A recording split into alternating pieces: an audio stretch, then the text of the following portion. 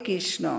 ভগবান ষড়ৈশ্বর্যপূর্ণ এবং অধিকন্তু তিনি তার ভক্তের প্রতি অত্যন্ত কৃপালু। যদিও তিনি পূর্ণ, তবুও তিনি তার সমস্ত জীবেরা যেন তার শরণাগত হয়ে তার সেবা করে, তার ফলে তিনি প্রসন্ন হন।